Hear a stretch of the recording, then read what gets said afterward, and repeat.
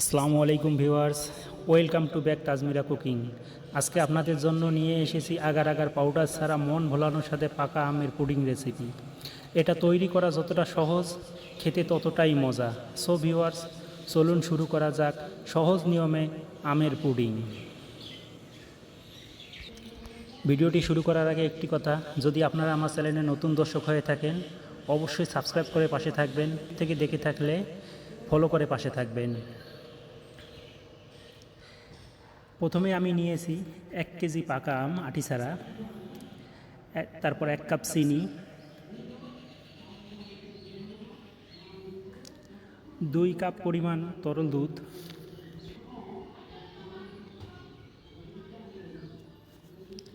তারপরে 50 গ্রাম পরিমাণ দুধ পাউডার,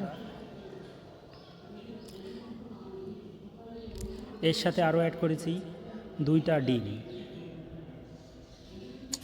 আপনারা ইচ্ছা করলে ডিমের পরিমাণ বাড়িয়ে দিতে পারেন, তাহলে পুডিংটা তাড়াতাড়ি জমবে। এখন আমি সবগুলো একসাথে মিক্স করে নিতেছি। ভালোভাবে মিক্স করা হয়ে গেলে আমি ব্লেন্ডারে সবগুলো ভালো করে ব্লেন্ড করে নেব।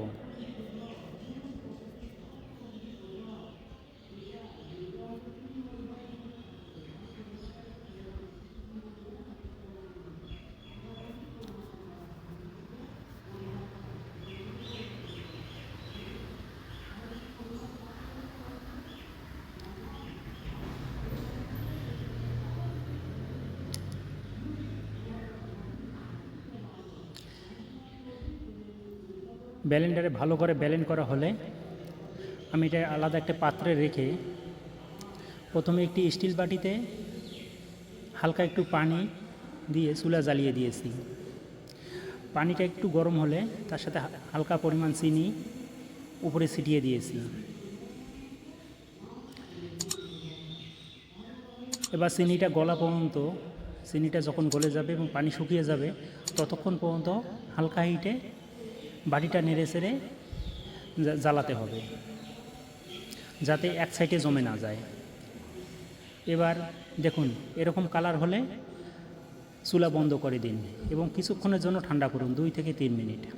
তারপর আলাদা একটি পাত্রে আমি প্রথমে একটু হালকা একটু পানি, তারপর বাটিটা বসানোর মতন একটা স্টিল, তারপর বাটিটা বসিয়ে দিয়েছি। এবার ব্লেন্ড করা আমটা আমি ওর ওপর ঢেলে দিলাম। ঢেলে দেওয়া হয়ে গেলে এখন আমি বাটির মুখটা ভালোভাবে আটক করে দিব। আপনারা চেষ্টা করবেন যে বাটি থেকে হাওয়া বের হবে না এরকম একটি বাটি নেওয়ার জন্য।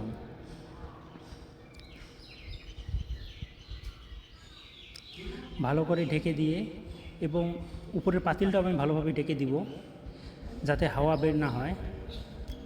এরপর আমি মিডিয়াম হিটে 40 থেকে 45 মিনিট জ্বালিয়ে নিয়েছি। দেখুন 40 থেকে 45 মিনিটের পরে আমার পুডিংয়ের অবস্থা। দেখুন আমার পুডিং জমে গেছে।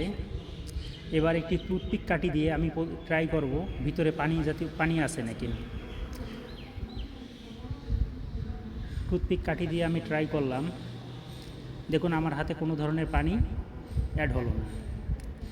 এরপর নামিয়ে আমি, আপনারা ইচ্ছে করলে কিছু সময় ফ্রিজে রেখে দিতে পারেন, নতুবা কিছু সময় ফ্যানের নিচে রেখে দিতে পারেন। আমার যেহেতু ভালোভাবে জমে গেছে আমি সেজন্য কোথাও রাখিনি, সরাসরি কেটে নিয়েছি। প্রথমে একটি চাকুর সাহায্যে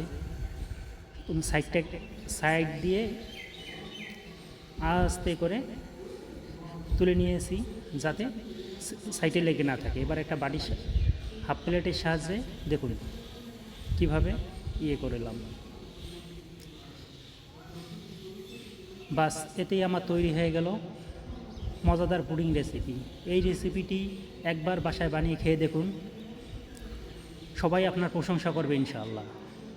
ভিডিওটি ভালো লাগলে লাইক, কমেন্ট এবং সাবস্ক্রাইব করার জন্য অনুরোধ রইল।